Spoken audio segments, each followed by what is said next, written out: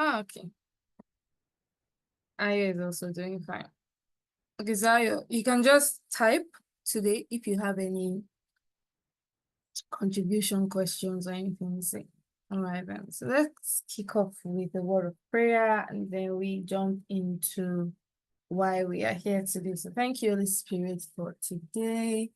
Thank you for waking all of us up this morning. Thank you for those that are in church. Thank you for productive days that we're having, we've had, and thank you for this session ahead of us because we know it's been very impactful and it's going to be instrumental for us to navigate our careers and, really build the type of careers and future we want. Thank you, Father. Thank you, Holy Spirit. In Jesus' name we have prayed. Amen and amen. So last month, what we did was we navigated like self-values, knowing yourself, understanding, how understanding yourself first. And I think this is even very important in terms of building a career, because if you don't know the value of yourself, then every other thing will just lay or build up on a bad foundation. So I thought it was important last month for us to, really like discover ourselves, know what you want to do, know what you want to do with your career, know what you want to do with your, with your personal brand and things like that. And we wrapped it up with our vision board, which I think everyone shared aside Eunice. So Eunice, you give us an update on your vision board. I know Kamal spoke with David, so hopefully you've been able to have yours done. And so we will kick off this month. So I want this month to be focused on career growth and development. Like literally, like in my head, I'm thinking of you guys as I'm graduating school this year, or I just graduated school and I need to like either, I'm saying a lot of likes, I need to get this job of my dream. I need to get, what I want. I need to reach where I want to in my career. I need guidance and mentorship, right? Which is why most of you signed up for TSS as well. And I think for me, the way I see it is getting a job is a process. There's a process to that. There are things you need to do before application. There are things you need to do during application, and there are things you need to do after application. So like there is a 3-step process to eventually landing the job of your dreams, and they follow each other. The first step I would say is before the application, and that's where we're starting out with, which is really getting your CV and cover letter correctly, like just having a good base that you can then tweak. Maybe you're applying to this role versus this role, you just want to make little tweaks here and there, but really it doesn't, you're not having to start from scratch again. Let me put it that way. You're not having to start from scratch again because you need to apply to a role or another. Excuse me, guys. So yeah, so this month we're going to be doing everything: CV, cover letters, interviews. My plan is to have 2 people come talk to us. Let's see if I'm able to land them. It's work in progress, but like my former colleague, she went for her master's, and she got into Harvard. So I think that's actually very cool. If we can have her come speak to us just about like interview process, because I know she interviewed to a lot of schools, that would be nice. And then I also have another friend that is a recruiter and is basically done like MBB, so McKinsey, BCG, he has all that experience. So if we can also have him come talk to us, that would be amazing as well.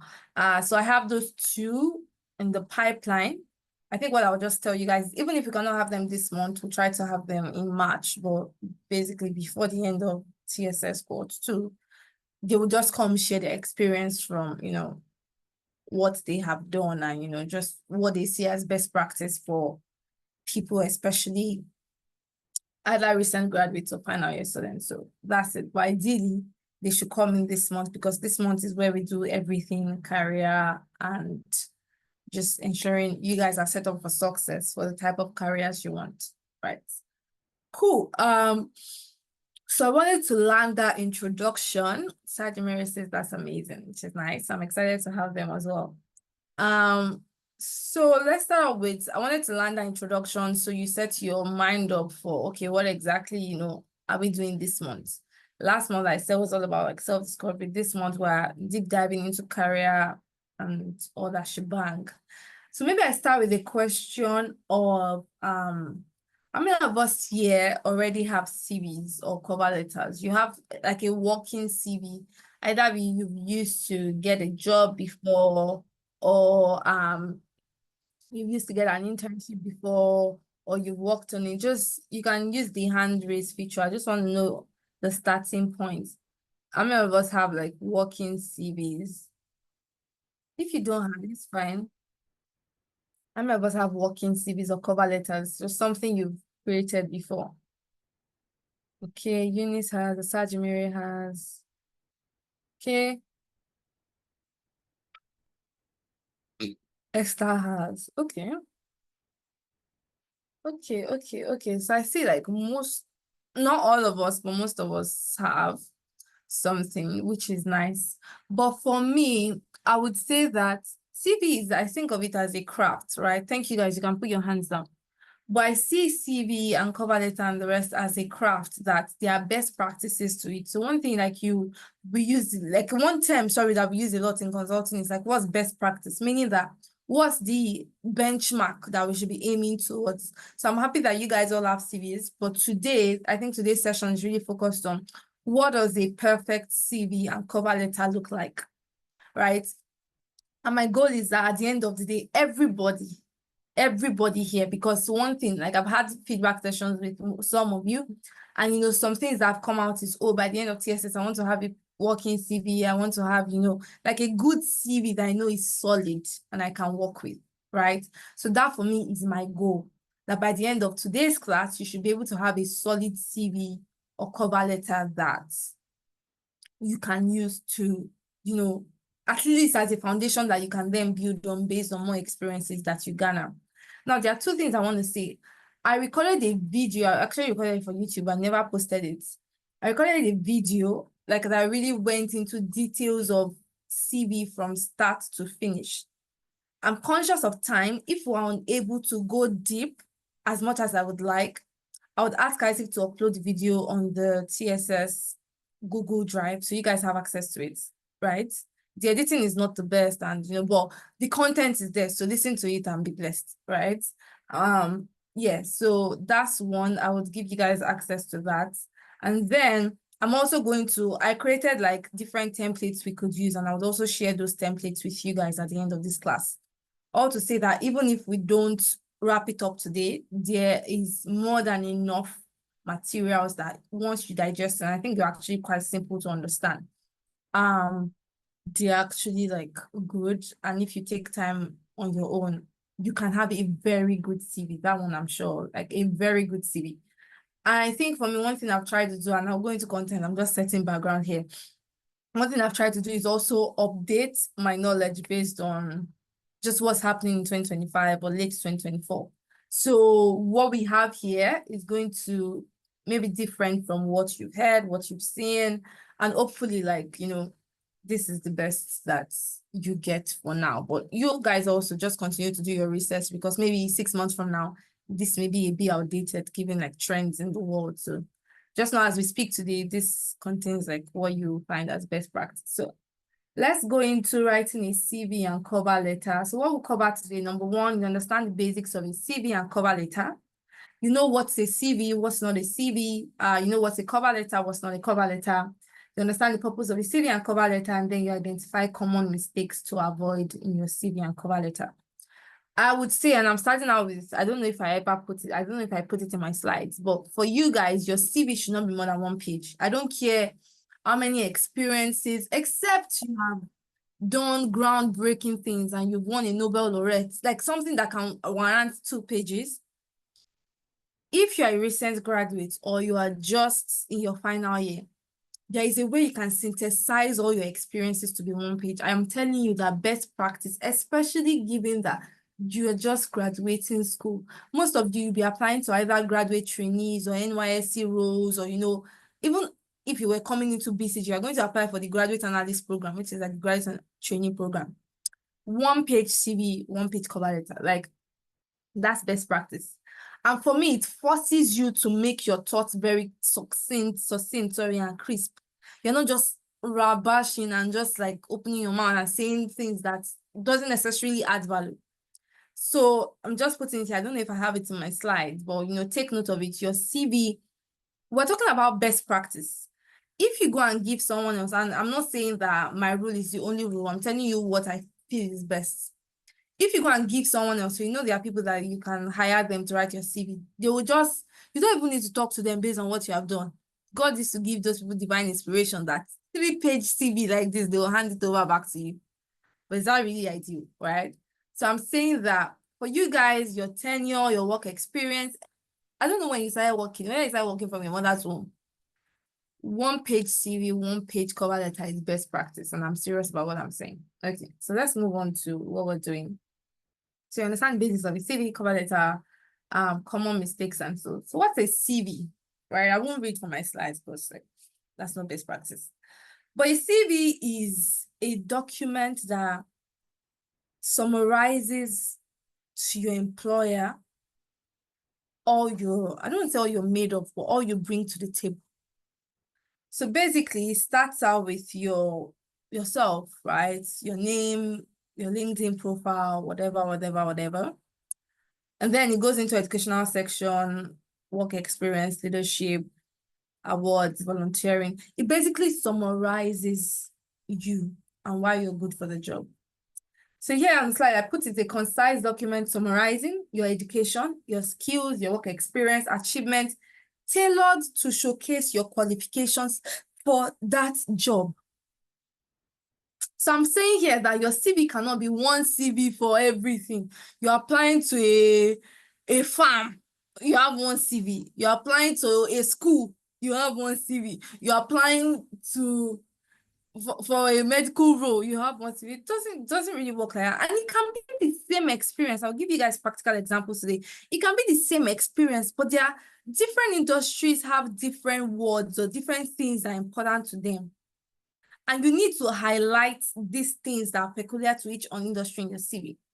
So by the end of today, you will have the base. You have a base CV. But for every role you're applying for, you have to go back and retweak it to what is needed for that role. I hope I'm passing my message across. But CV is not your personal biography. So I see people, put in their CVs, I'm a self-motivated, passionate individual ready to change the world and happy to do this. Well, nice, but I don't think it's necessary, especially if you are keeping to your 1-page limits. If you have a one-liner that says self-driven individual with these certificates or these experiences, everything that still sums up to the job and is still relevant to the job. I don't want aspire to perspire to multiply in your CVs.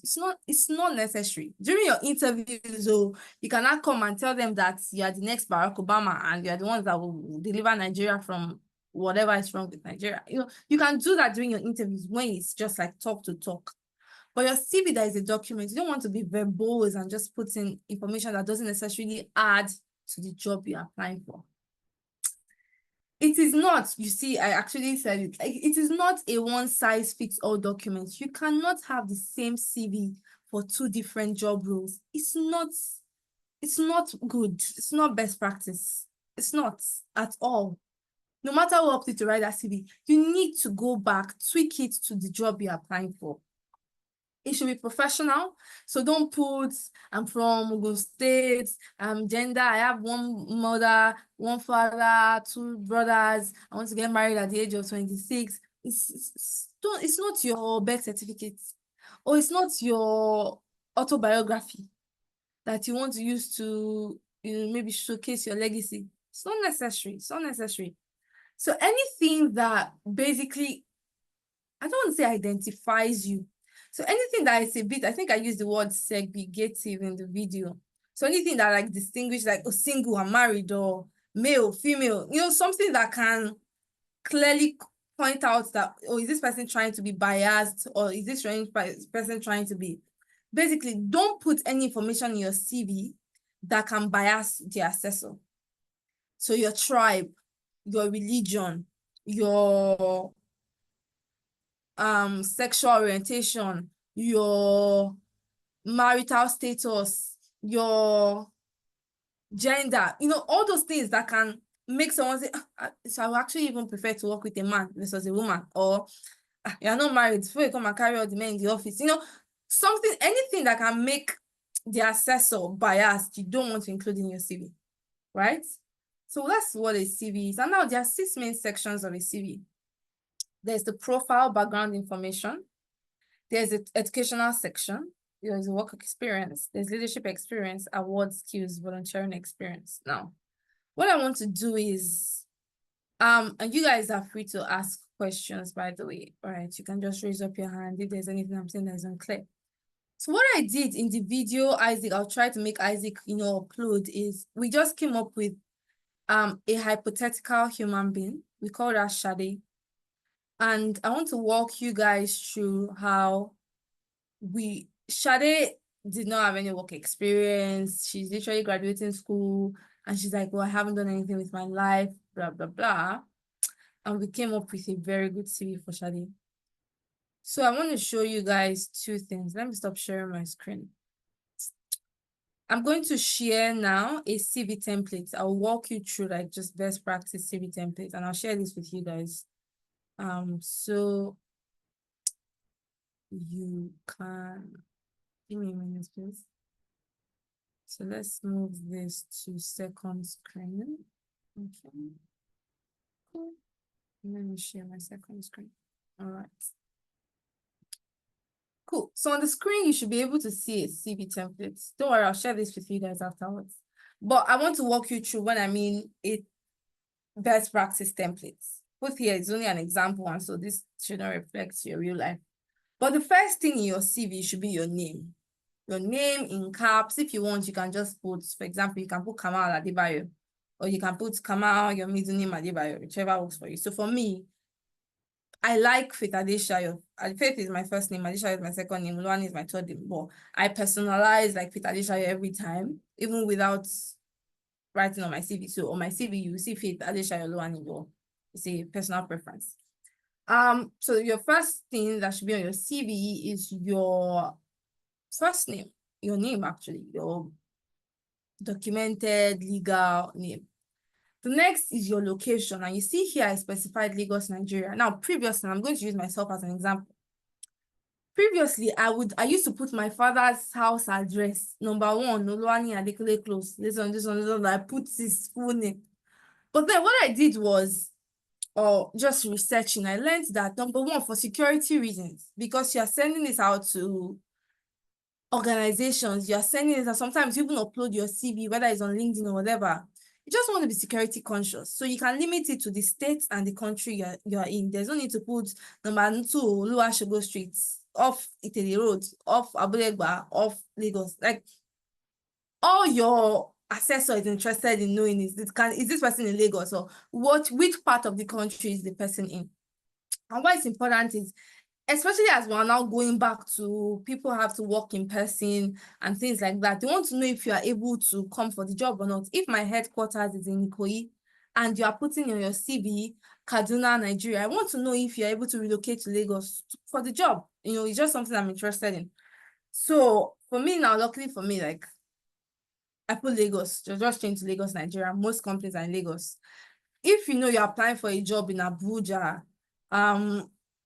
I would say just have a plan, because it's something that might come up in your interview. If you currently live in Lagos and you're applying for a job in Abuja, just have a plan that if they ask you during your interview, like, you can quickly tell them, oh, I currently live in Lagos, but I'm looking to relocate, or I have family that's like, have an answer for the question. The second thing you want to put is your phone number as well, so they can contact you. I put here, you see, I put +234, whatever, and it's because there are some roles you apply for that might not be Nigeria based, right? If you're applying to the US and you put 08155 or 08121, whatever, like, not everyone is intuitive enough to quickly go and get the barcode or the phone code of Nigeria, remove the 0 first. Just make sure your CV is, like I said, this is best practice, international standard. If you're in Kenya, use the phone code +32. If you're in the UK, use +1 or +44, whatever it is. Just use a standardized international phone number that anybody in the world can access you through. The next you want to include is your email address, right? Like I said, a professional email address. I don't want baby.o@sexy@gmail.com. Like rubbish. Don't include all this type of nonsense in your CV. It could be your first name, surname at gmail.com, surname, first name at gmail.com, first name. So my own, I have Ifeoluwa Adeshayo. Ifeoluwa is my middle name, Adeshayo is my middle name. I have another one, fetoluwani@gmail.com. Like, it's that. It's not anything. I am great at Gmail. Like, everybody's great, right? But use professional email addresses, and I can't emphasize this enough. Then one thing that is new that people are actually doing is can actually include the link to your LinkedIn profile on your CV. I don't know how many of you guys knew that. But, on my CV now, I have the link to my LinkedIn profile. It saves the interviewer stress. Because rather than them saying, okay, go ahead or send us or the person has to go on Google to put your name and then filter through everything to find your LinkedIn, like just put the link here. So see the way I put after email address, LinkedIn, just put the link to your LinkedIn profile. And like, if you followed the sessions we've had, I think over the last 2 weeks, you should have a good LinkedIn profile now, right? So that, for me, summarizes your profile, your background, clean, straight to the point. There is no information here that is unnecessary. But when you start putting, number one, you put the full address of your house, you put 20 email addresses, you put that's why most people can't keep it to one page, right? So yeah, that's it actually. Your name, location, good email address, LinkedIn profile. This summarizes the profile background section. Now, the next thing you want to move on to is the education section. Now, if I was to write a CV, the higher I go in my career, the less important education is to me. So I would want to put in something like maybe work experience. Work experience is not even first. Maybe honors and awards or certificates. Your CV is basically it's like gel, it's malleable depending on what you're applying for, right? Now, you guys are going to be applying for student roles. It's critical. I don't say it's important. Critical is more serious than important. It's critical that your education comes first, because that's really what kind of makes you stand out in a way. Because most people your age or most people with your profiles don't have enough work experience. That's the truth. So you have education, and then, your course of degree comes in. Here I put bachelor's in science, in economics, first class honors, or second class, whichever one, and the date in which your degree is running for. So if it's a 4-year degree, August to July. If it's 5 years, whatever. Now, one thing I saw in my friend's CV actually that I didn't have it in mind but was cool was profiling your university or your degree. So for me, I went to CU, right? And I think Esther as well is in CU. And luckily for us, CU has actually been winning a lot of awards, like best university in Africa, best university in Nigeria, best university in West Africa, top 7th university in Africa. Like, you want to kind of contextualize your degree as well. Because if you're applying for an international, let's say you're applying for your master's, and you're applying in Sweden, people in Sweden probably don't know Covenant University. I know Covenant University is very popular in Africa, and maybe the UK and the US. But if you're going to Australia, whatever, that nobody really knows Covenant University. They don't know Covenant University, but here you have clearly put that Covenant University is the top 7th university in Africa, according to Times Higher Education, which is very popular. You've helped that person know the type of degree you say you possess. Right? For Unilag as well, I think Unilag is 2nd or 3rd. So come out, you could use something like that. Just contextualize your degree and add, like, it gives the person comfort that, okay, that means if this person says they graduated with a first class, like, they're actually solid. It's not just, I dash you first class. Do you get? And so your university may not have top Times Higher ranking, but what are they popularly known for? If someone went to OAU now, it could be first premier university in Nigeria, maybe has graduated X% of our presidents or X% of our governors, put something there that kind of elevates you in a way. I don't know if you guys are following me. Right? If you guys have any question, you can let me know. But I thought this was very nice. I saw it in my friend's CV. I'm like, for sure, I'm doing this. Right? Oh, another thing you can do is, okay, so aside the minister you're following, if you know that, maybe your university doesn't necessarily have like a form of ranking, does your course, for example, if I was to, and I'm going to use Unilag because I think I kind of know what happens there. So Unilag, you can put top second university in Nigeria, whatever. You cannot put maybe TIS, so maybe if your course is the one that used to represent the university for CFA Research Challenge, after economics here, maybe first class honor, the next row, or maybe after Covenant University here, you can put, my course, you frame it in a very professional way, but consecutive representative for the school in all CFA Research Challenge, Ethics Challenge, blah, blah, blah. You want to, I don't know how to put it, you want to magnify whatever it is you have. Like the whole essence of making you stand out between someone that has the same qualification, the same everything as you, is your ability to magnify what you have. It's literally, if I was to summarize everything I'll be saying in one word, you need to be able to magnify what you have. And no one will help you magnify it but yourself, right? I don't want to spend time. And then, depending on if it's relevant or not, if you're applying to, let's say, the central bank, and you like, for me, my dissertation was literally understanding the impact of monetary policy in Nigeria. For sure, I want to highlight it there. For sure, I want to highlight it there because what does central bank? The central bank is in charge of monetary policies. So, for example, Eunice, if you were applying to, let's say, like a research organization that really deals with like plant sciences and the rest, for sure, you want to highlight, the whatever you did in your research dissertation or anything that shows that you have knowledge of where you are applying to or what the topic you're applying for, right? And so this summarizes your educational background. You guys can make it, also don't want to see a lot of grammar. I think what I have here is good. It shows the point that, number one, I have things in my brain. I have my first class. It's coming from a good university. And then I have taken personal effort to go ahead and do research in a topic that is also interesting to the organization, which I think is very good, right? So that is your educational section. Now, one thing you want to put is if you have more than one degree, let's say you already have your master's, you're going to start out with the most recent degree. So for example, my friend I said now is in Harvard. If she was to write a CV, like Harvard would be number one, and then what's it called? Bachelor's will be number two. So it's not the other way around. It's most recent, then you take it down to least recent. So that wraps up the education section. This for me is like a template. You guys can tweak it however you want, but yeah. Before we go to honors and award, any question?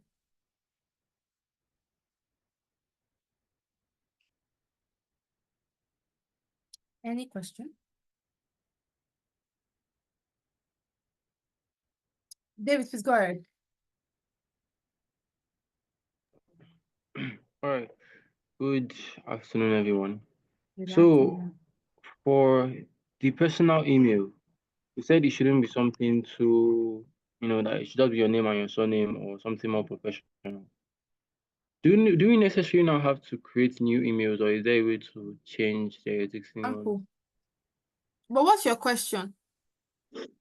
Okay, for the beginning part where you write your name, your email, and your phone number. The email is there. You said you should write name, surname, nothing flashy, nothing too much, nothing that you're going to draw too much attention to it. Have you? I would say nothing unprofessional. Let's put it that way. You can Okay. have your name, surname. You can have your name first. So think of my email address. I'm going to give you examples of email address for me. It could be faithadeshayo@gmail.com. It could be faithadeshayo@gmail.com. It could be oluwanifaitha@gmail.com. It could be adeshayofaith@gmail.com. But there's nothing faithadeshayo@gmail.com. Like nothing unprofessional. That's my word. Or that's my point. Yeah, I get you. I get that part. My question is, do we, like, if we don't have one that is that professional, do we have to create a new Gmail What's entirely? your current email address? David Oluwani, then 64 at gmail.com. David Oluwani is 64. Is that what you said? Yeah. I think that works. I'm not a this is not best practice now. This is just me, my preference. I'm not a fan of numbers. Like I'm not a fan of numbers, but I think what you have works. All right. If you're already used to it and people already know you, then it's still your name and your surname. I'm just All right, saying thank you me as very a much. person. Yeah. Cool. Any other question, please? No? All right, let's move on to honors and awards. Now, honors and awards is preferential. It's a nice to have. It's not a must to have. Nice to have, not a must to have, because not everybody will have honors and awards. So for example, here you want to think of, do you have like any fellowship experience? So for example, I don't know about TSS. I don't know if TSS comes under, it's not necessarily an honor or an award, so no, it won't come here. But think of it, did you get a scholarship? You want to put it here. Have you been awarded something in your department or something in your university? Maybe, best whatever you want to put it here. But also put things that are relevant to the job you're applying for. Don't put best, most behaved. Maybe I'm even like, I'm not about most behaved. Let me just give you examples of things. That's why I said it's nice to have. It's not compulsory if you don't have. But think of it. Do you ever win a scholarship? You could put here. Did you ever win a leadership award? You could put here. Did you ever win a fellowship? So for example, for me, my final year, I won the AFRICAVE fellowship. And AFRICAVE is basically where they get like young people from across Africa. I think we're in total, I don't know how many were. Maybe like 1,000 or maybe 10,000 people applied and they took like 20 or max 50 people. Do you get? And so you want to highlight or selected as one of the top young Africans out of over 10,000 applications to embark on this fellowship that will teach me leadership in Africa and solving all the leadership problems we have in Africa. Then that makes sense. That's like very good, right? So you need to think of it, do I have any? If yes, how do I want to frame it? And I think what you have here, see this as a format, right? See this as a template, selected as one of, identified as one of something that just shows you are extra. At the end of the day, CV is like a marketing tool. You want to market yourself to whoever. Don't just say selected for the Africa Fellowship that's changed my life forever. And so, but imagine hearing selected as one of the top young Africans out of 10,000 applications. It suddenly changes the entire story. They're like, wow, one of 10,000. Like, you must surely have something in your brain. Do you get where I'm coming from? So it's also not, you could literally be the best person suited for the job, but what you don't know how to do is packaging. So one thing I'm emphasizing as well is not just the experience you have, it's also packaging. You need to be able to package it as well. There are some people that don't know jack. They've not done anything, but when they package and they sell themselves to you like this, it will even look like someone that just won an award or something else. So here, nice to have, if you have anything that works. So think around scholarship. Maybe you represented your school in a competition and you guys won, things like that you put here. Also, most recent to this recent. So you always want to start out stuff with your most recent experience. When we go to work experience here, literally it's, I think, when I was developing my CV, there was something someone told me, there are catch phrases to use, things around developed, organized, launched, scaled. You don't just want to say, I did this, I did that, or I helped my organization to develop a whatever. That sounds so not nice. But think of, worked together with the CEO to develop a framework that would, help solve the issues of absenteeism in the organization. Something like that. Like, I'm happy. For me, just that sentence, it's just like, wow, you worked with the CEO. 2, you went out of your way to, solve an organizational problem. 3, there was a framework around it. I don't want to overemphasize the point of everything is packaging. If I was to wrap up a seminar, everything is packaging, and you need to know how to package. I'm not going to lie to you. You need to know how to package, like the whole personal branding, elevator pitch, everything you are still learning is how to package yourself, because it's one package, it's one it's one you get. It's not in isolation. They don't work out, they all work together. But you need to be able to know how to package yourself, and when you present yourself, or you come or you speak, you exude that class, that professional vibe. So here, I won't walk us through like details here, because I want us to look at Sade's one. Sade's one is better. But basically, you put your work experience here, you're using words like developed, launched, led, offered. Here, I think there's even a mistake. I won't put working, right? And let me give you, I'm even happy that this mistake is here. So for your CV, you want consistency. You already said developed, past tense, launched, past tense, led, past tense. And you suddenly come to say working. What does working mean? There is no consistency. The flow is not there. Right? If you know, and assuming it was even your present now, I've said, okay, maybe it's still something you're working on. This clearly shows that you're done with it. So either you put worked or use another word to describe worked. But you want to ensure there is consistency in your wordings. I don't know if you guys are following me. You can't put a verb to start your first point, and then a noun to start the second bullet point, and then an adjective to start it. That's a lot of drama happening there. Right? So please let them follow each other. Let them follow each other. Let them follow each other. Developed, launched, led, designed. If you are using design, use design. You can't even use design. So maybe that's another best practice here. Your CV, because it's basically reflecting all you've done up to that point, you can put it in past tense. Right? So it's not designing or designed this. You're basically telling them what you have done. That's the whole purpose of a CV, to tell them what you have done up to this point. So let it be past tense.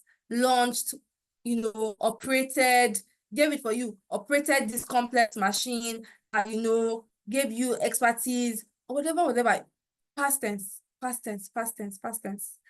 So that's your work experience now. I hope you guys are taking note. Number 2 is you need to show impact. It's not just writing out what you did. So you tell me that you developed. Okay, so Ayo 2 has 2 questions. I'll answer when I'm done with this sentence. So you want to say developed, let's just read what's on the screen. Developed a tailored strategy for a leading foundation in collaboration with government stakeholders to, let's say, improve farmer productivity. Full stop. In my head, if I'm the assessor, I'm literally saying, and so what? Oh, you helped organize the training in your organization, and so what? But imagine, developed a tailored strategy for a leading foundation in collaboration with the government to build a transformation roadmap that improved farmers' productivity by 50%. It already shows me, oh, you did this thing, here is the result. You did this, here is the result. For example, let's look at the second one. You launched a trading scheme in collaboration with the government to facilitate trades worth, let's say, $50 million. What did you do? It helped importers to secure trade agreements and contracts. You are always ending the sentence with what did it lead to? Let's look at the third one. You led the development of key strategies and policies for a leading financial product. At the end of the day, what did they do? It helps you to be recognized by office leadership for your excellent teamwork, research, and comm skills. Good. So you see how your point is not complete without, I did this, it involved this, it led to this. That's literally the template for every point you're putting in your CV, especially your work experience. Especially your honors and awards, nobody really cares. maybe if, maybe if there was something you can put there. Your education, follow the templates. But for your work experience, especially, I did this and this, using this and this that led to this and this. It always answered the question of so what? So what of everything you did? And so, and so. Oh, I changed the world, and so I changed the world that eventually led to 50% reduction in poverty. Okay, it shows me the result of you changing the world. Let me pause here now. Ayo, ask your questions.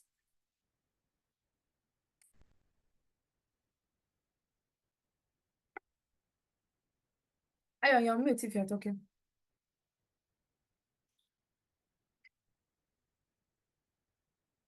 Okay. So she says, how do you avoid overpackaging? It can be tempting to put more on your CV just to feel very qualified. Also, how do you avoid underpackaging because of importance reason? Okay, so I'll answer your question this way. There should be nothing you put on your CV that you cannot defend. If you're putting something on your CV and someone is drilling you, and you cannot defend, then you're lying. Let me give a practical example of TSS. If I was to put TSS on my CV, I would put, and I want to be known as this like famous lady changing the narrative in Nigeria's educational system, and just really like serving as a mentor to you graduates.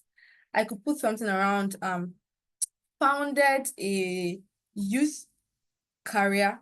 You see the words, I'm not just putting founded a mentorship program, no. Founded a youth career mentorship program that brought in students from, if I want to say, I would say all 6 geopolitical zones. I will say what I want to say, and then I'll show you the choice of selection of words and why. So founded a youth or a career mentorship program that brought in students from across the 6 geopolitical zones to help prepare them to close the gap, and this is me commenting with it, to close the gaps that exist for getting a job. This led to over 80% of our participants getting a job within 1 year, within or less than 1 year after the mentorship program. Overall, having an 80% success rate, that's a lot of words. I would literally, so the way I do is I write down whatever comes to my mind and then I refine from there. So this is like first draft of what's on my mind. Now, I'm emphasizing youth. I'm emphasizing career. Why am I emphasizing youth? Nigeria literally has a population of over 200 million people. And 50% of these people are youths.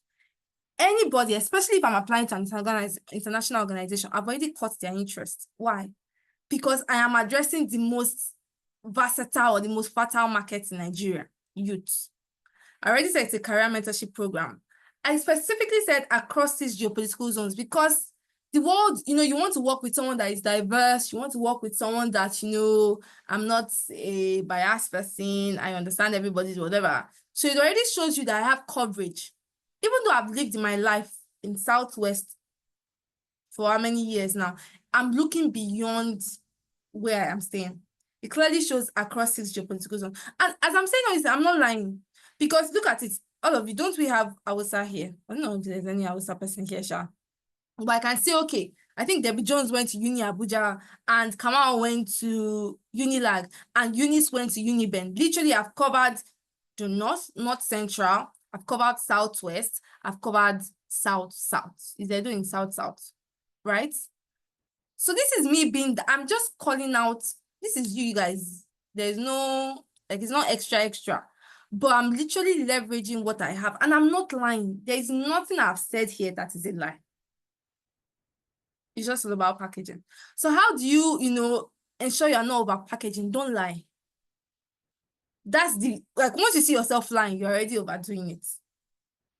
Once you see yourself lying, you're already, exactly, thank you. You're already overdoing it.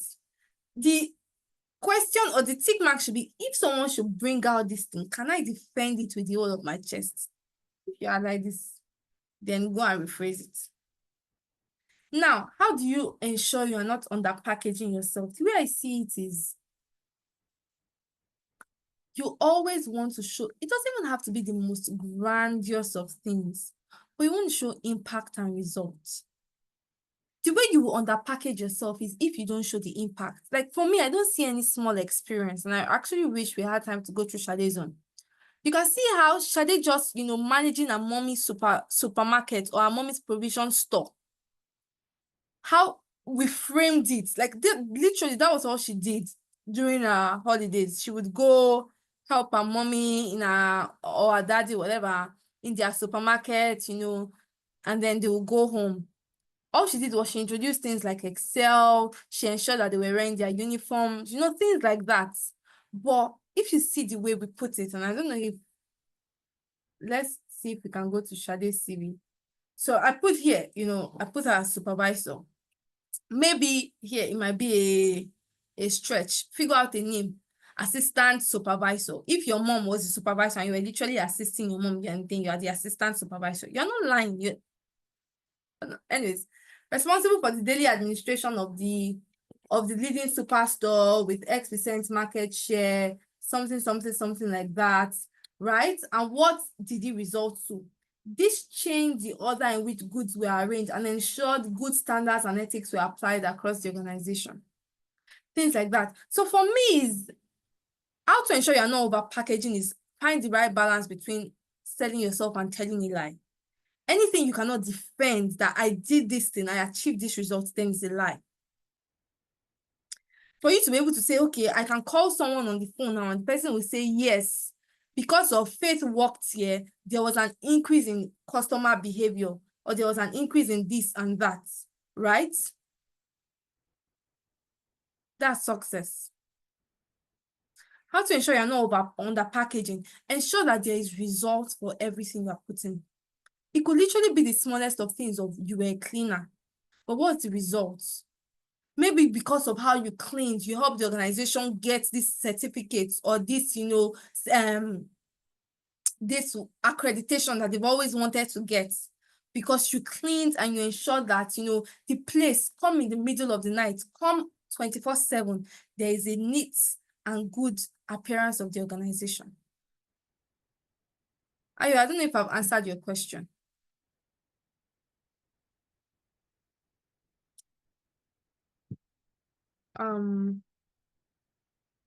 David, I've seen your message. Sure, please take care of yourself. Yeah, take care of yourself. I'll call you after. I can send you a message afterwards. Cool. So let's get back to our template, and I'm really mindful of time. That's why I said beforehand that if we're unable to cover it, like every CV here, both the template, Sade's own, I would upload it on the Google Drive. Just take your time and see the logic behind it. Understand the why. There's a template to it. There's what you did, how you did it, and what's the results. For every work experience, if you are put something in your CV and you can clearly not answer those 3 questions, then there's something wrong with that sentence. You need to rephrase. What you did, you developed, you led, you launched, you designed, you created, you built, how you did it, using a tool, with a team, whatever. What was the result? It led to 50% increase in profit. It led to reduction in cost. It led to increased certification. Everything in one sentence. What you did, how you did it, what did it result in? Right? So when you do that, you have your work experience summarized. Then you come to your leadership experience as well. And here you're focused on the certain phrases for certain parts of the CV. For example, when you're using words like action and very impactful words like developed, designed, created, built, most of the time it falls under your work experience. But when you're using things like served, led, organized, collaborated, these are the features of a leader. These are the things you would expect a leader to do.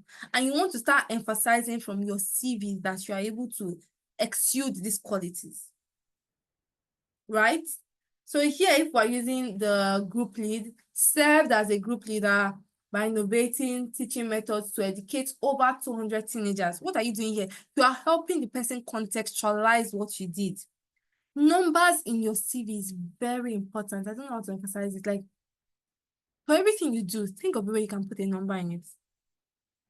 So you worked 1 of 10, 1 of 10,000. You worked with over 200 teenagers. Like, things that I would read, I'm like, this guy actually did something. For example, I'm a children's church teacher in church, right? I'm a teacher in children's church. And on average, every Sunday, we have about 300 children. If not more, but I'll just leave it as 300 children every Sunday. Now imagine me, I took a class where I was teaching 300 children. And I was teaching them the story of Daniel in the Bible and how Daniel, he was a man of integrity. Even though there was a lot of corruption in the land and things like that, he was still very much strong on his faith. And what happened was, or Joseph, what happened was he helped to organize the country. He saved them from hunger, that kind of thing. If I was to put that in my CV, right, I would say, I'm trying to think of the word I would start out with. And I think I tried to put something children's church here. No, I took it out. Let's see if Shade's on here. No, okay. So I would say mentored. That's what I would say. Mentored over 300 children in brackets with like age 6 children, where I taught them the importance of national consciousness, integrity, something like that, national consciousness, integrity, the right self-values, using illustration from the Bible, e.g., Daniel. So I did not come to say I'm a children's church teacher. I am the one teaching them the word of God. Yes, I'm teaching them the word of God. But in case the person reviewing my CV is a Muslim, I want to emphasize why I did what I did and not necessarily what I did. Right? So basically, I taught them integrity. I taught them, political consciousness. I taught them how to stay away from corruption while demonstrating the values or the result of it. What was the result? So, the template is what you did, how you did it, the results. What I did, I mentored over 300 children. How did I do it? I used illustrations, vivid illustrations, for example, from the Bible. What it resulted in is parents acknowledge, improvements in behavior of children consecutively for the next 1 year, whatever. All I'm saying is, at the end of the day, the children did not behave themselves. That's what I'm saying. They are no longer doing bad things, and they're no longer stealing and taking things that don't belong to them. And their parents, came to give us feedback in class that, oh, my child is now well behaved, things like that, things like that, things like that. For that, I can put it under volunteering experience. It just goes there because, number one, it's a volunteering role. Number two, I actually did it, and here was the result. And I have proof and backup for it. The point is, there's nothing you are doing now that you cannot frame well. There's nothing you are doing now that if you take your time and sit down and think through it logically, you cannot come up with a very solid framing for it. Cool. Let's go back to where we were. So we were in leadership experience. You want to use words like served, led, organized, things like that. And you start with most recent, you come to least recent. After that leadership experience, you want to move next to your volunteering engagement. So these are the things for example, if Isaac was to put TSS in his CV, it will come under volunteering engagement. You could put project leader, project manager, Total Success Summit Cohort 2. And you would basically say, so what, you helped or you worked together with the founder to ensure all administrative processes was there. You did this, you did that, you did this, you did that. What was the result? The result was that you ensured at least 50% attendance for TSS meetings every Sunday because you would send reminders beforehand. Sometimes you check up on people. You would ask them during the week how they are doing. So Isaac literally has proof of what he just put on his CV now, if he was to put TSS on his CV. Then you come to your professional affiliation. So things around, maybe you have a degree, you have a professional certificate, you have proficiency in Microsoft Office, Word, Excel, interest, singing, whatever. Now, you might say, oh, this is 2 pages. I said 1 page. Yes, because I literally edited my CV to create this. That's why it's 2 pages. And let me see if I can show you your bank. I'll try to send all these materials along to you, but that gives you a good example of how you can have a 1-page CV. So this is what a CV looks like. There's so many things. Remember, reduce or avoid fluff. Make it straight to the point. There is a template, what you did, how you did it, what was the result. Ensure there is consistency in the words you are using. Don't use launch in one place and you're using designing in another place and you're using introduce, or introduction. No. Oh, God. If I was the person looking at it, you already lost me. I don't even care if whatever thing you have lost me from the beginning. So ensure there's consistency. Consistency is like, don't use this font here and you're using this font in another, like, think of, and guys, I'm actually telling you what premium looks like in terms of a professional. And I'm really grateful, and I'm just happy that Sadimir, I can see your question. I'll look at it in a minute. And I'm really grateful that I have this opportunity to share. Like, I know what is good and what is not good. Let me put it that way. This is not from pride or anything. But I started my career in a premium consulting firm that all I know now is premium. Do you get what I'm saying? So maybe if I started my career in somewhere else, they would not take all these things as important. Maybe they don't care if you are using a verb versus a noun versus this, maybe those ones don't care. But if you're going to build yourself up as a premium professional, these are the little details that matter. Little details that matter. It just shows class, noiseless class. Right? I just wanted to say that. So don't think of it as you are overemphasizing on things that don't matter. No, it's a package. Like when you're delivering value to a client, like if you guys look at, and I don't know that you've been seeing my slides so far, like this is even and what's this? A tip of the iceberg of the type of slides we create so for our clients. Now, we can now give you the slides and you never use it for anything. That's your business. But our slides are number one. There are rules to creating slides. Have you guys heard? You must not pass like a certain boundary. Your source must be there. You cannot use different types of colors. Like that's the difference between a $1 million Rolex watch and a 5,000 naira on the road watch. Is attention to details. So I'm saying, yes, you can go to apply for a job where they don't care if you're using launch versus designing. But if you are setting up yourself for the premium value you are going to offer to your clients, you need to start acting premium. And attention to details is different between a Ferrari and underpairs. Let's look at Sajimiri's question.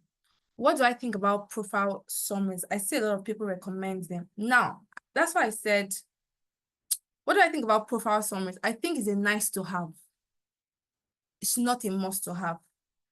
And your profile summary will only be good if it is related or relevant to the role you are applying for.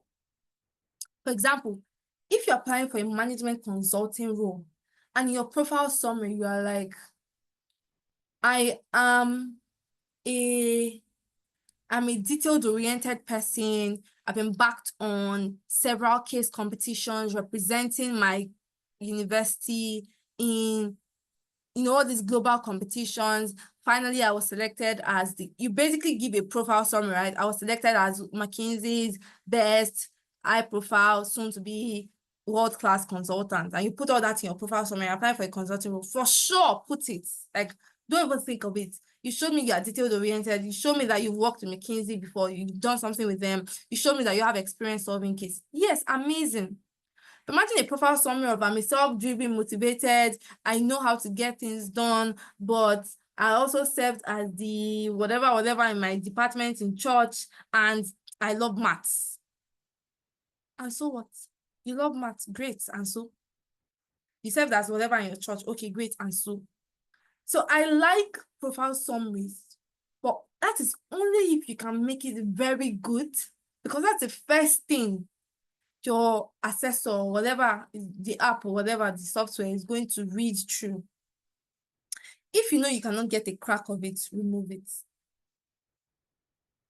But if you know you're able to craft a very good one that is in line, ties to the job or the role you're applying for, go for it, my dear. But it's a 50-50 thing. You need to make that decision yourself. Do I want to take this risk or not? Or do I want to really do a good job and make it stellar? Then go ahead. That's my personal recommendation here. That's my personal recommendation. Cool. All right. See, I've answered your question. Where was I? And then you go ahead to your personal skills, interest, and the rest. If you make this crisp, very straight to the point, you should have a one-page, very good CV. So let me come home. I've said all these big grammars. I like to make things realistic. Okay, I see you guys are asking questions in the chat, so I'll try to answer it. So use a template from Google Talk last time, and the edits were colored. Is that professional? What color is the word? Is it red or green and the text is orange? That's not professional. But if it was gray, there's no hard and fast rule. Don't let me lie to you guys. There's no hard and fast rule. I like simple, safe, but excellent. So you can have all black, blue, and the text was black. If it's navy blue, it kind of blends. If it's like sky blue or royal blue, maybe not. You can use all black if you want. You can use gray as the title, what's the color of your headings, and maybe black text if you want. There's no hard and fast rule towards all these things. Just make sure that there is consistency. For example, you cannot color education blue and your honors and awards is now black. And then you now remember it's true, you put work experience as blue. And then when you get down, you now forget again leadership. Like, That's why I'm saying I like consistency. If I know that, okay, it's just black text I'm using, there's no need to be saying, okay, did this one blue, is this one black, is this one... But if you know that, okay, you're ready to put in that attention to detail, just make sure that all the other headings are blue, the same shade of blue. There's no hard and fast rule to this. Okay, so I was about to say that now you guys have heard me, you have spoken. I've already told you that the CV you have, you can't throw it away in the dustbin. Yeah. How do you go from where you are now to the type of CV you want? Number one is, when we share this template with you, on a Word doc, just type out, what do I even have? Your first trial will not be great. It will not be good. The way I like to work is I literally just dump everything I want to say. Okay, I worked in this organization. What did I do? I did this. What did I remember that they said to me? Oh, they said that my work was great and I helped them to save 50% or 50,000 naira costs. I just literally brain dump everything I ever want to say on my CV. I brain dump. When I've poured out my heart, okay, then I take this template. How do I structure? Then I now start education. I put. So Faith said that you should try to contextualize your university. What do I have in my university? I don't know. Go on Google or ask ChatGPT. What recent awards did my university get? What recent system did, was my university in the news recently? Did they collaborate with, have they signed MOUs with 10 universities in Australia for partnership and research? Go on Google and do the research. If you find something, great. Write out what you are finding. Don't try to make it pretty from the beginning. You will waste your time. The way I work is brain dump, content first. What do I want to say? Put it down. Afterwards, editing begins. Once you have a good first draft, upload it on ChatGPT. I am writing this CV. You can even upload the template as well. This is the template I want to have. This is where my CV is now. Help me identify gaps. What do you think I can do better? ChatGPT will say, okay, your headings, you're not consistent with it, change it. You use design here, use launched here, align. That's the work of tech. It will literally solve your problems for you. After this first round of iteration with ChatGPT, edit again, revise. You have a better version than you had initially. For every iteration, you are making progress. Are we following? I think if you follow these steps, you actually have good ones. So yeah, that's like a CV for you. I'm looking at the time. I have like 30 minutes to go. I want to touch up on cover letters as well. So what will happen is you guys should read through, especially if you don't have a lot of work experience. I think Shadism will be very good for you. And let's see if we can share the video with you as well. But this is basically a CV for I have never worked in my life. I don't know what I have. I think when you actually brainstorm, you figure out that you've done a couple of things that you're just not acknowledged. So let's see if Isaac can send this across to you guys alongside the video. And I'm sure it will be really helpful. Let's go back to our slides. Any question, first of all, because we're moving away from CVs to cover letters now. Any questions? Questions, please. Questions, please. No one? Okay, so let's go ahead to... Sorry, I have a question as regards your interest. So the interest on the first CV, it was towards the finance section. Are your interests supposed to honestly reflect where your interests are, or they're supposed to be related to the role? I think, to be fair, interest is where you have flexibility, so you can put things around, because you want to show that you are more than just your job. So if you actually like cycling, you can put it on your CV for sure. It does not have to be related to the role you are applying for, sorry. If you like singing, and that's why it's at the later end. You're not starting with, I like singing, I like dancing. But for me, same way you put on your CV, I put on my LinkedIn profile that I'm learning French. I like to cycle outside of work to show you that I'm kind of a diverse human being. I'm a consultant, yes. I know how to think logically. I know how to solve client problems. When I'm not solving world problems, like these are the things that make faith fit. So it's fine if like your interests are actually things you just randomly like doing. It's fine. I think. Welcome. I see there's a question in the chat as well. Let me answer that for everyone. Can the leadership and volunteer experience be combined to one? I would say depending on how much things you have. So if you served as a leader, let's say you were the department or you were a team leader on a project, I would actually like to call that out separately and not merge it with volunteering experience. Why is that? Because leadership is one core skill or one core trait they look out for in applicants, whether I like it or not. Ability for someone to take initiative, be independent in the way you drive your thoughts and things like that. Like those are the things companies look out for. So that's why I'm like, if you actually can do both of them separately, do it.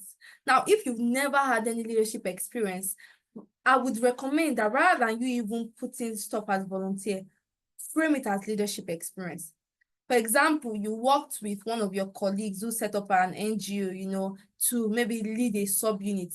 I would rather put that as a leadership experience than have volunteering experience. So if I was to pick, if the world was perfect, have both of them. If you were to have just one, I would pick leadership over volunteering experience. I hope I've answered your question. All right, so let's move on to cover letter. So I just said that a CV is everything I just said. What is a cover letter and what is not? A cover letter is like, and you guys can read the screen, but I'm going to illustrate the story. A cover letter is basically a story of why You are the best fit for the job. You are the best fit for the organization. You are the best fit for the role. Maybe the role and job, they mean the same thing. I'll give an example. You've literally told them all you can do in your CV. That's the essence of your CV. You've showed them your qualifications, your experiences, your certificates, your degrees, everything in your CV. Perfect. But that shows that you are qualified for the job. It doesn't tell me why you in particular for the role. For example, your CV shows me that, okay, if Kamal should apply or Sajimiri should apply to BCG as a consultant, this person can probably do the job. But it doesn't help me distinguish why I should pick Osajimere versus Kamal. It does not do that. That's the essence of a cover letter.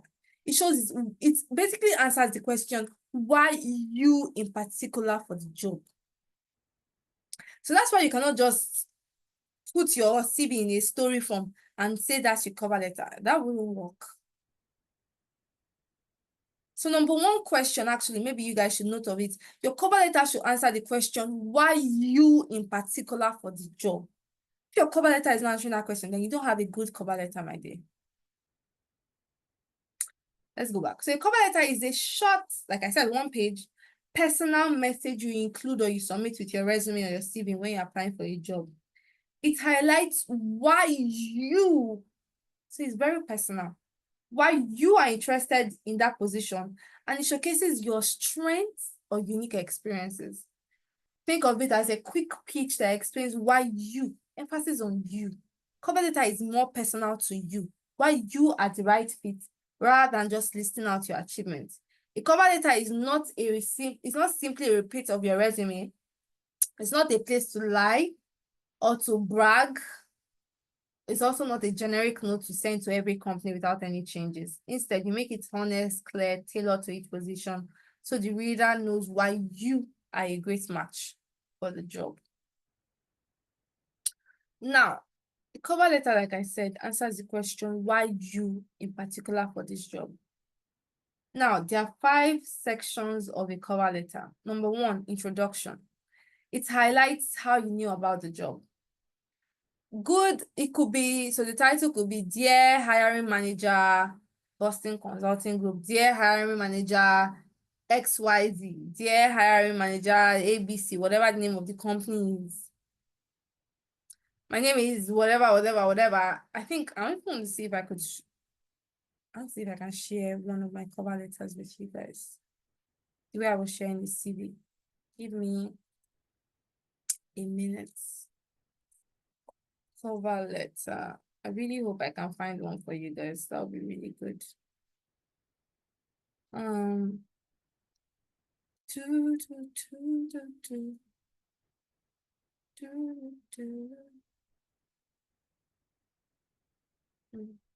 You guys should time me. If in 1 minute I can't find it, let's continue. I'll just cover letter. Is there a cover letter for my application?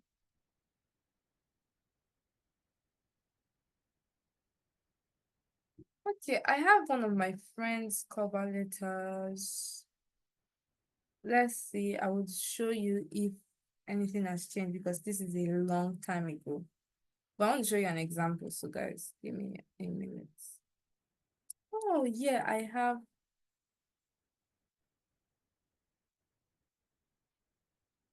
Exactly, this is good. My BCG cover letter. I'm going to share it with you guys. Okay.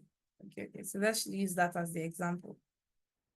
I prefer using that one than what can you guys see on the screen?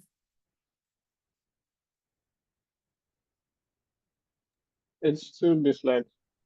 Okay, so let me walk you through the slides and then we use the cover letter as an example so that we can wrap up from there. So now, the cover letter number 1 highlights how you knew about the job or the opportunity. The second paragraph then shows what about you makes the role interesting. Why you for that role? Every paragraph answers a question. Every paragraph in your cover letter answers a question. The first one, how you knew about the job. The The second one, why you for that role? Why you for the graduate analyst program? Why you for the graduate trainee program? Why you for the quality assurance program? Why you for this role? Why you? The third paragraph says, what are the other experiences you have that kind of supports the second paragraph? For example, the reason I'm best suited for the graduate analyst program at McKinsey or the young leadership program at McKinsey is because I have solved 2,000 cases. I represented my organization or my school in case competitions. I have done these certificates. I was selected for the BCG Aspire Women program that was meant for the graduates, blah, blah, blah, blah. Answers the question, why you for the role? Other supporting things can now be, I have excellent communication skills, I pay attention to details, I'm a team, whatever. I worked as the team leader all through my university degree. That means representing over 50 projects. Blah, blah, blah, blah. The third paragraph was basically summarizing other things that are important to a consultant or important for a consultant to do or to know or to own, but it's not the core of a consultant, because the core of a consultant is actually solving cases. That's why they are paying you the salary.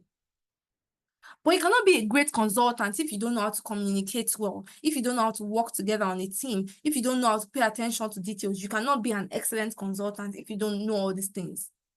So the second paragraph answers the question, why you? What shows that you have the core skills for the job? The third paragraph shows the other things, like secondary skills you need to have for that job. The fourth one says, what interests you about the organization? So you see, the first 3 paragraphs is really talking about you and the role. You and the role. The fourth one is now when you go into overall, BCG or McKinsey or like Accenture or whatever is now even more interesting to me because of the initiatives or whatever it is they do. For example, they can be interested in climate and sustainability. For example, they can be interested in energy transition. For example, they can be interested in solving power problems in Nigeria, whatever it is. But why that organization in particular? So for example, we should answer the question of, if you are applying to a tech firm or if you're applying to an oil and gas firm, okay, so we know you are very good. You are a great oil and gas expert, but why ExxonMobil? Why Chevron? Why Shell? Why Total? How do we know that you are the best production engineer for Total? How do we know you are the best communication specialist for AIT or for Disney and not just a very good communication specialist that can work anywhere in the world? Why that organization? That's your fourth paragraph. And then fifth paragraph is conclusion, regards, blah, blah, blah. It would be nice to hear from you, blah, blah, blah, blah. And let's go ahead and view what our cover letter looks like. Stop sharing and share again.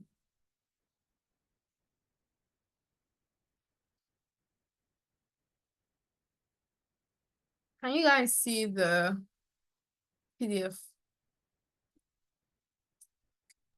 Yes. Okay, so I just said all these things. Let's walk through a cover letter now. And this is what's 1 page. I think this was what I used to apply for my job. I think so, I'm not sure. But it basically states, the hiring manager of Boston Consulting Group, dear Sir Omar.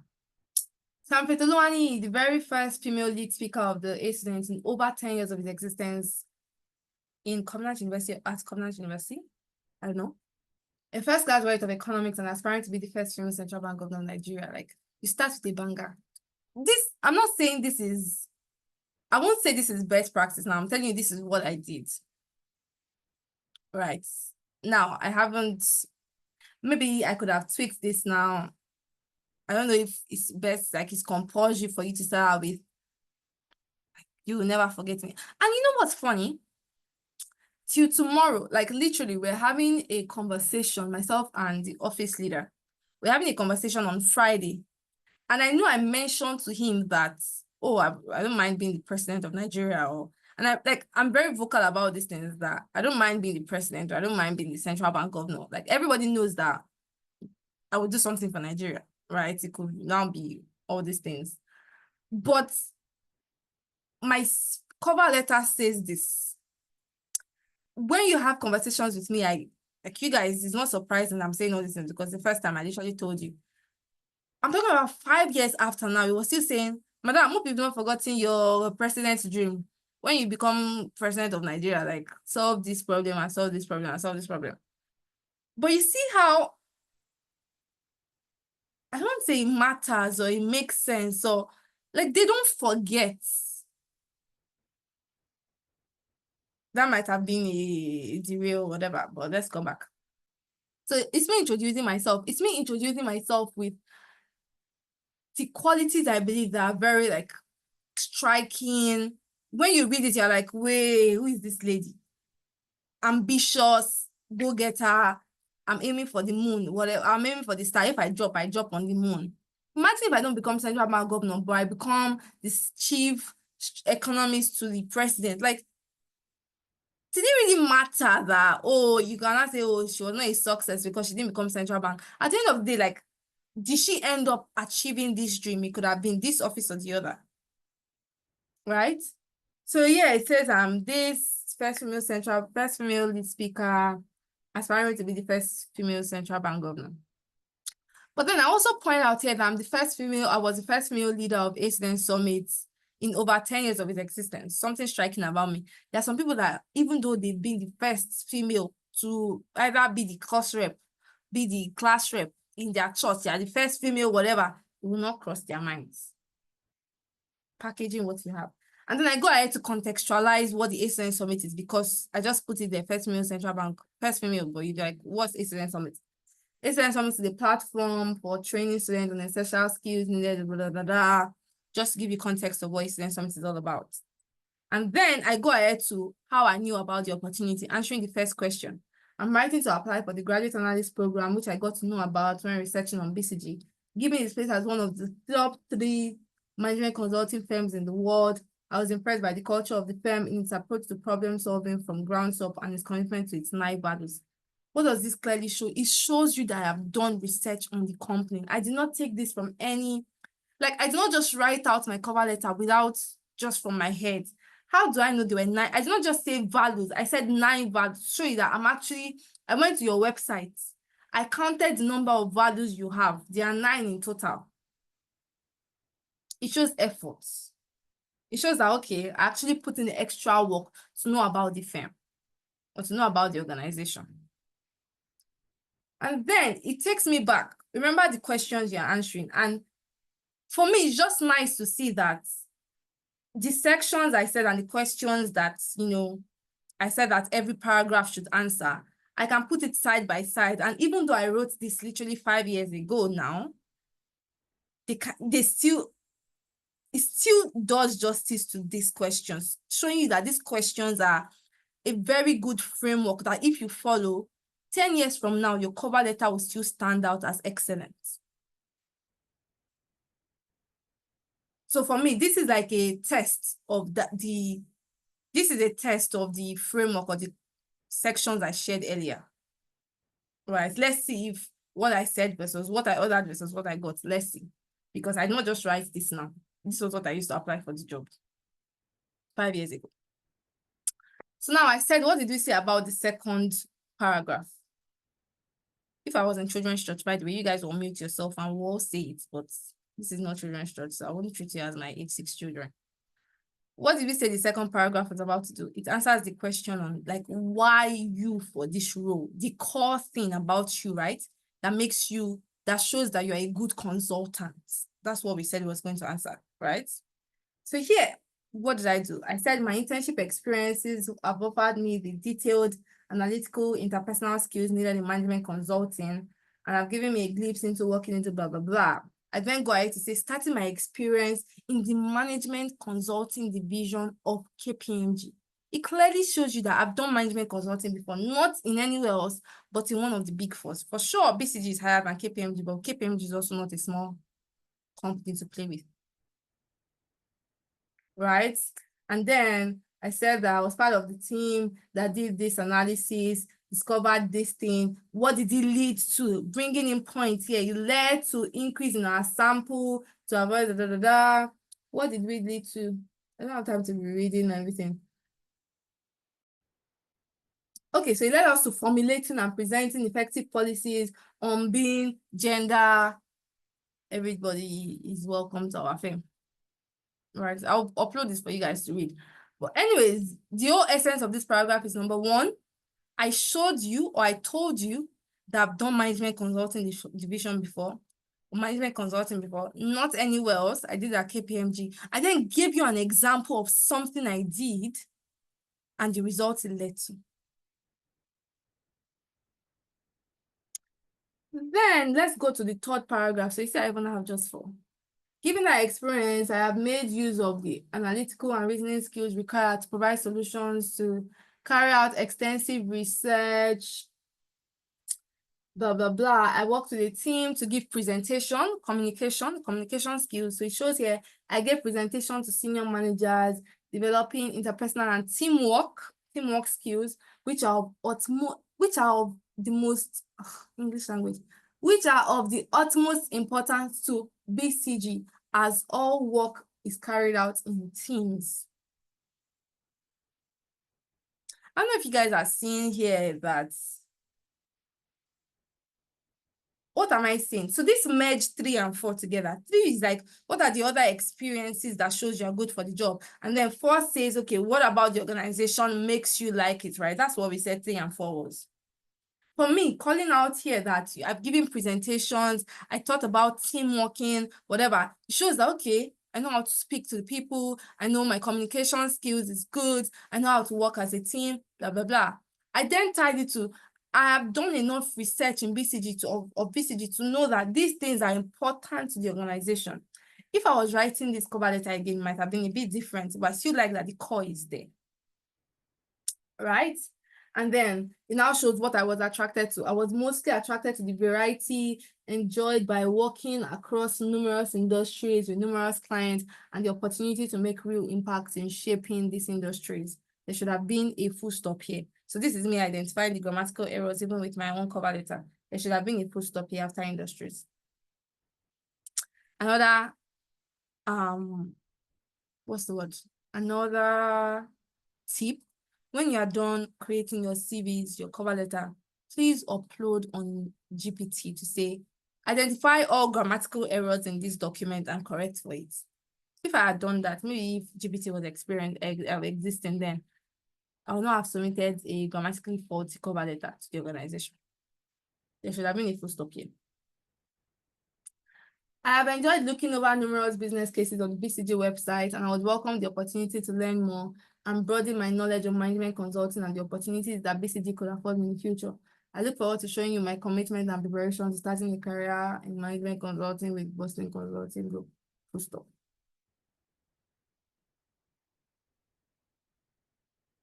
A lot of Shalaya has gone ahead today, and I'm tired of talking. So, for me, if I was to summarize, right, let me go back to my slides. Go back to my slides.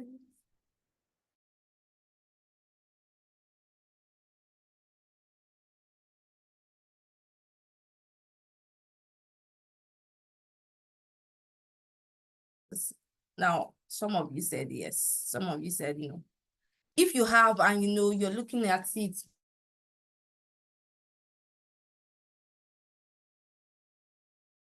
and what you have, and there are just little gaps, I'm very proud of you and I'm very happy for you.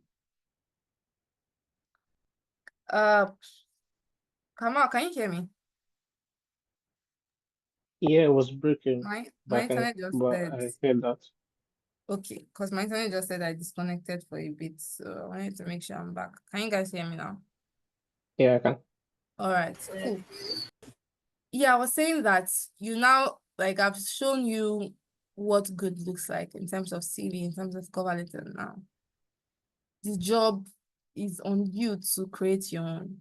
And if I wanted to make money out of you guys, I would say, guys, I'm collecting 50K, but I will help you develop your CV and cover letter. We just need to jump on a 30-minute call to know what you want. But that's very bad. And to shade myself, there was a time I used to, I think last year, I was looking to diversify my income. So I was helping people create CVs. Now, I mean, They offered me, so I'm like, yeah, I'll take it. But for me, if I do that for you guys, I'm literally spoiling you, and that's not good.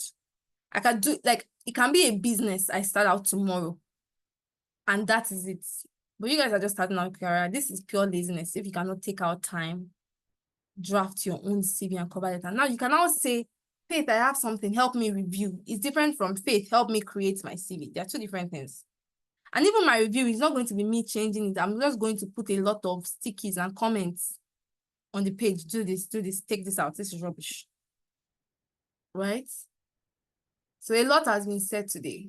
It's time to create. Whether you had a CV before or a cover letter before, or you did not have one, I feel like everybody has been given an even playing ground now to start from. You can choose to tweak what you had before. You can choose to start from scratch, whichever works for you. But I hope that this session has been really helpful to know what good looks like. You can go on the internet and find 1001 samples. But I think one thing I've been able to show you is, I'm not saying use my templates. My template is just one template. But there are key questions that should be answered in your CV and in your cover letter, regardless of the template you are using. Let these key questions be your guiding principles. Are these key questions being answered? If yes, then I don't care if you use my template or not. You can use whichever template. But these key questions being answered, for my work experience, is it structured in what did I do? How did I do it? What was the result? My cover letter, is it showing how I got the opportunity? What makes me really interested in it? What are the other supporting skills, the organization, and then you wrap up? Is it answering, is it following this framework and these guiding principles? If yes, if no, then there's work to be done, right? It's time to create your own, guys. That's the assessment for this week. Let's see if we can upload the video. That one, I think it's helpful for you guys, especially if you don't have work experience, because I gave examples of how you can use like your everyday. I worked with my father in his school. I washed car. I was just going to farm, and all these mundane things, how you can literally use that as good work experience. So let's see if Isaac is able to upload this. If not, I might just upload it on my YouTube channel and then make it a private link so that only you guys have access to it. Something like that. I don't know yet. But let's see. And then let's see. But when you guys have your CVs and cover letters, the first three, I'm very busy. So I'm not promising all of you that I'll review it, but the first three that gets to my email, I'm happy to either review your CV or cover letter, whichever one comes in. But it's literally like the first three. So I don't know if you guys have my email address or not. But the first three that comes to my mail, I can review it before we meet again, or per week or next week. And I'll give you guys comments and feedback. But yeah, that was it for today. It was literally, if we go back to the beginning, is how to write a perfect CV and cover letter. Or maybe not perfect, maybe good enough at least to get the job.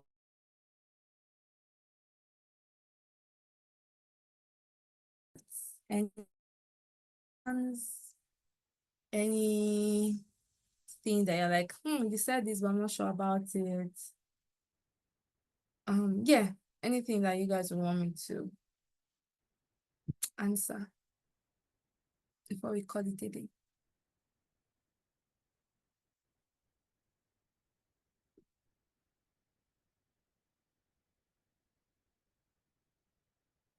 Everybody's quiet. I'm like, quiet could mean different things. It's quiet, like I've just been talking to myself. They don't understand what I'm saying. No, sorry, I lost you for a bit. You're breaking. So did you ask for questions or just comments and questions? Which comments, questions, anything. Oh, okay. I think for me, your cover letter was beyond good. That's the best cover letter I've ever read. And I think the first paragraph, honestly, the first paragraph, I didn't care so much what was after that first paragraph. I think anyone would give you the role after that first paragraph. Of course, you'd back it up with your performance in the interviews. But that intro was. My internet is acting up. Can you guys hear me, or it is Kamal's internet? I can hear you. Good. And the timing could not be better for me. So I Kamal, need is to your submit the internet cover then? letter I thought it was today. my Thanks so own. much. Kamal, can you hear me? Oh. Yeah, I can hear now. It's I mine. think you okay. actually like glitched for a minute, so I didn't hear you. Can you hear me now? I can go off video if you need that. Maybe it will help your network better. Oh, The last thing I heard from you was something around you reading the first paragraph, and you didn't like, it didn't matter if you read it the other ones again because the first one was good. That was the last thing I heard. Come on, you're on mute if you're speaking. You can you can go off video, but you can speak. okay. Can you hear me now? I can hear you, yes. Yeah, I talked about how the first paragraph was really good. That you definitely back it up with your performance in interviews. But then the first paragraph should be something I'd need to embrace. And I was like, the timing of today's session could not be better for me because I have a cover letter. I need to submit a cover letter for a McKinsey internship today. That's nice. And I need to restart, cancel everything I've done. And yeah, I know I know what to change and what to improve. So thank you very much. I'm mind blown to be honest. No, in my moment, but you're welcome. And I don't know, I don't think you need to tear down what you have. I think you can make it better because I don't think what you have there is not still going to be what you eventually put. It might be packaging, it might be what you start out, how you arrange it. So maybe it's not like discarding entirely, but maybe there's room for improvement. So always try your best not to start from scratch. That's a rule in consulting. How can you leverage what exists today to get what you want? That's a very good one. Maybe don't start from scratch. But yeah, thank you very much for the comment. No question, but thank you for the comment. And I'll share all these things. So I'll see if Isaac can do it. If not, I'll just upload the CVs, cover letters. Maybe the video won't go out today, but at least you have access to these things I shared on the screen. Any other question or comment? Sajimiri, I saw your message. Thank you very much. I am grateful or happy that you learned so many new things. And yeah, I'm looking forward to having you guys have very good series and cover letters. Any other person? We have 8 minutes, so you guys. Questions on, oh, you have this on your CV. Should you leave it there? Should you take it out? Or any question you have literally on your CV and cover letter, you can ask.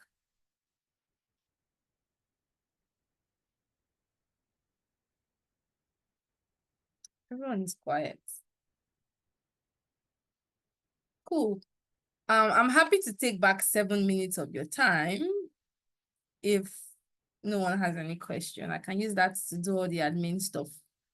But final chance to ask a question while I was wrapping up.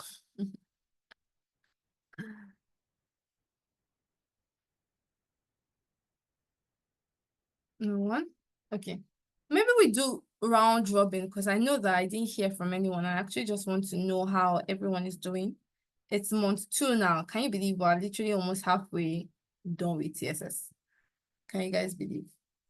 So yeah, people in the room, Kamal answered already. Ayo answered already. Sajimiri answered already. Esther, I think Esther answered already too. Yes. So David and Eunice.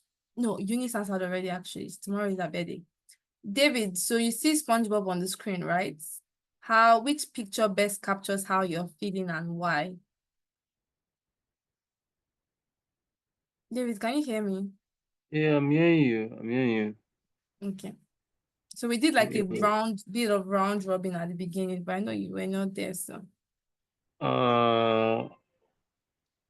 Mine is never here right now, so my mood is not out of the 4. So is it positive or negative? Is it to the right or to the left? To the left, right rather. So yeah, feeling low. Are you feeling low? I'm not feeling too well though.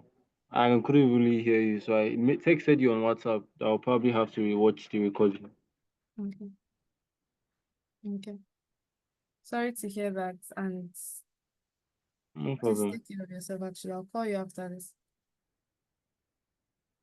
All right then. All right. Cool. If no other questions, Debbie Jones, actually, Debbie Jones, I cite you. Debbie Jones, how are you? Which SpongeBob picture describes you?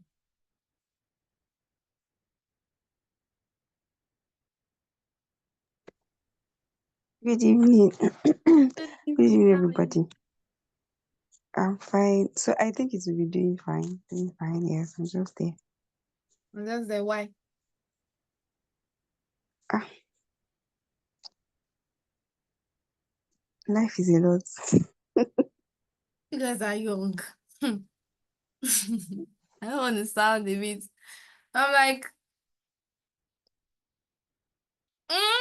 you're still at this phase of your life where it might look like it's a lot, but I think the older you get, you realize it's actually not a lot. But it's the same way me too. I'm feeling like my life is a lot, but when I'm married to children, my life will now look very different than it is now. So I want to say I understand, and it's fine. Actually, it's fine. It's just life. So take care of yourself, David Jones, and hopefully everyone moves to spirits high. Like I want there to be a week where everybody's like, yeah, I'm so excited, things like that. It doesn't get easier, no. I'm saying that you can't. So someone told me this in 300 level. Your life is never going to be less busy than it is today, no matter what you do, except you don't want to do something great with your life. But you will never be less busy than you are today tomorrow. You will never be. So you might look like, oh, Faith, and she's doing a lot, and she's very busy, and she's doing blah, blah, blah. Give me 2 years from now, I'm going to be busier than I am today. And give 2 years from now, Faith, like compare it with 5 years from now. 5 years from now is going to be busier than 2 years from now, Faith. It's just like, if you want to like do things with yourself, right? Because you are then juggling more balls. So I'm saying that if you already know that 5 years from now, probably when you're in my level, you're going to be busier than you are now, might as well enjoy that. That's the message I'm passing across. And if it gets easier when you're more productive, you dedicate, you have more money to the things you don't like doing, outsource the things you like doing, you work on, maybe it gets easier that way, but it's going to be busier for sure. All right, people. It's been nice. It's been amazing. I've enjoyed today's session. I don't know about you, but the assessment is you guys need to work on your CVs and your cover letter, and it's not going to be a 30 minutes thing. If you want to do it well, it will take days, it will take weeks of iteration.